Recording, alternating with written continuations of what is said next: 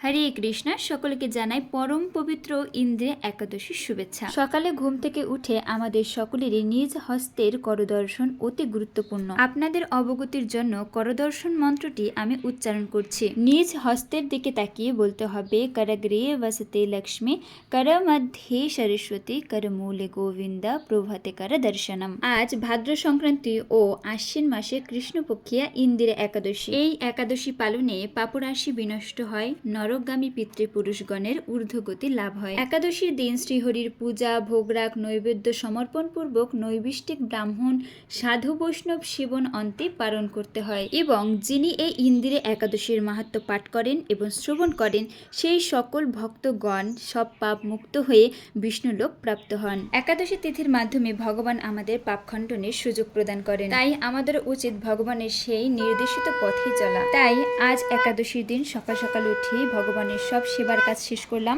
পূজা শেষে একটু আপেল প্রসাদ গ্রহণ করেছি, কারণ আমার শারীরিক দিক থেকে একটু অসুস্থ রয়েছে। এ কারণে মা একদম নির্জল উপবাস করতে দেবে না। আর এখন 12টার পরে আমি সাবুর খিচুড়ি একটু তৈরি করব। সবাই ভালো থাকবেন। হরে কৃষ্ণা।